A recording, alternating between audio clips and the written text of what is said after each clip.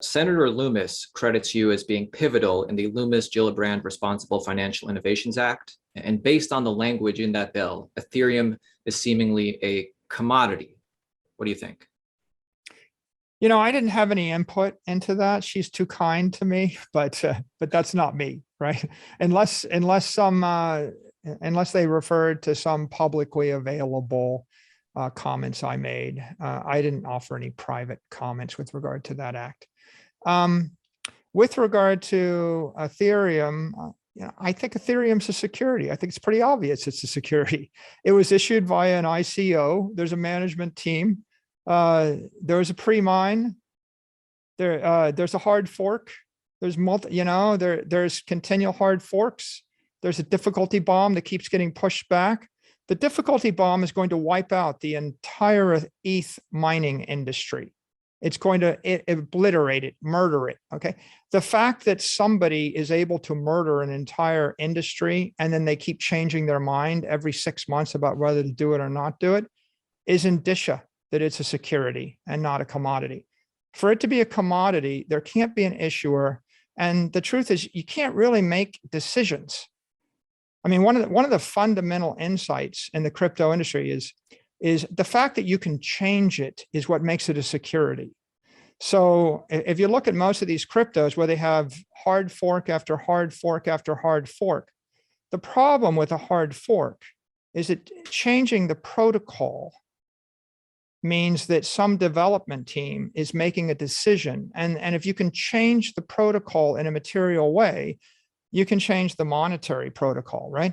A hard fork can change the issuance pattern or can change the value of something. And so that makes an investment contract under securities law. And that means it passes the Howey test. So what you want is a completely decentralized protocol where nobody can change it, even if they wanted to change it.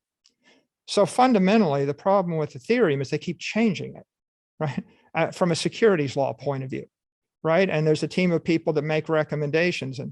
And if you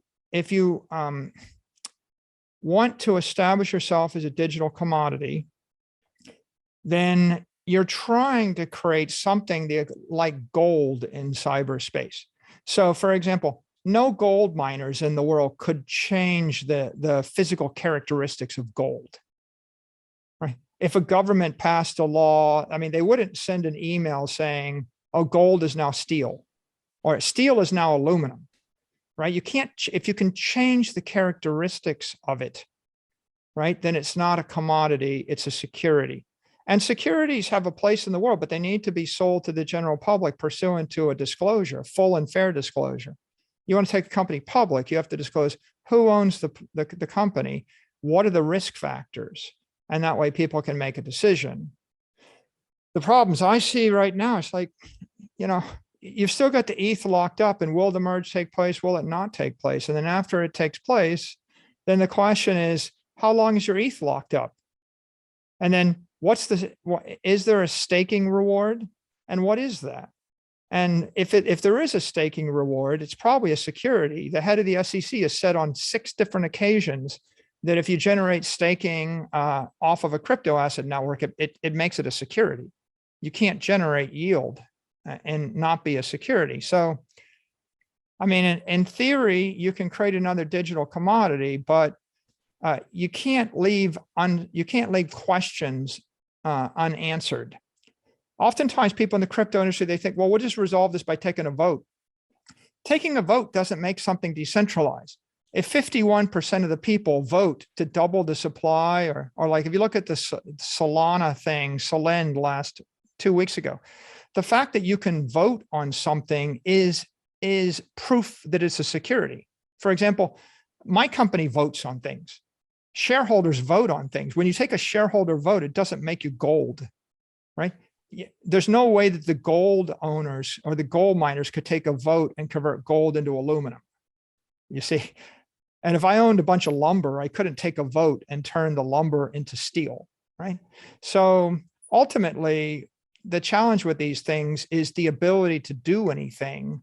If it's truly decentralized, then you have to release the protocol into the world and not change it. not even contemplate changing it. In fact, that one of the big problems with all these proof of stake networks is, in order to get them to work, they have to keep doing hard fork after hard fork. And the reason they're doing it is because they're putting the security into the software instead of into the hardware or into the physics. If you're relying on the physics of the network with proof of work, then you don't have to keep upgrading the software. If you keep upgrading the software, then someone's got to write the software. And when you write the software, you end up with this exploding complexity. And then you have to keep changing it. And so this pursuit of functionality and performance via continual upgrade, that makes you a software company. And there's nothing wrong with software companies. I have a software company. I have more experience writing software than anybody in the crypto space. I've been in the software business since 1989. So I've actually seen what happens when you upgrade software every year, 25 years in a row, right? And, it makes you a company. You end up, and if you're a company and you want to go public and you want to sell your shares to the general public, you have to do it with a registration statement. So that's the challenge in the crypto space, that really they're just all securities. And the problem with it is they're all securities trading on exchanges that don't have a license to trade securities, and they're being traded by management teams that haven't issued a registration statement, which means they're non-compliant securities. So what will happen? Nobody knows what will happen.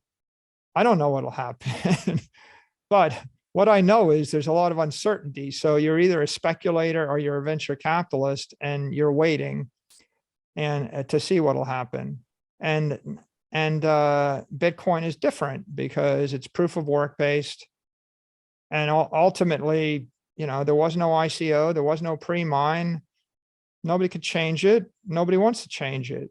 It doesn't need to be changed, right? And so you would generally think, you got to think more like genetically, like something that got released into the wild 300 million years ago, and the DNA is the same.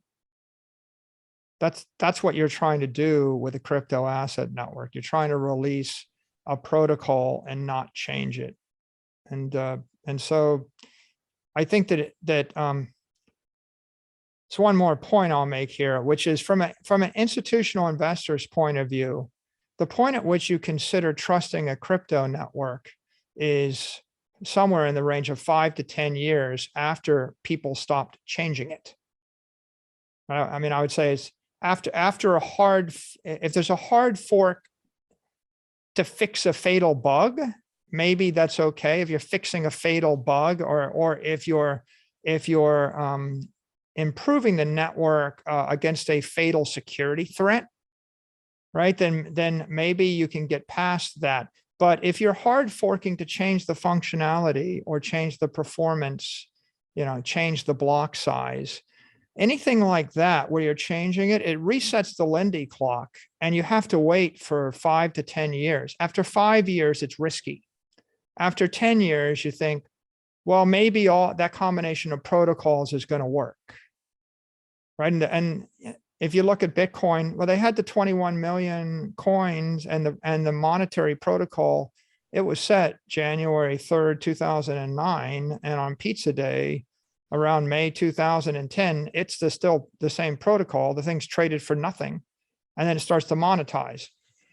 And if someone changed materially that monetary protocol, it calls into question, is the thing robust? Is it Lindy, right? And so if you keep changing the thing every 6 months, you can do it, but the problem is, A, someone changed it and somebody voted on it or did it, and that makes it a security.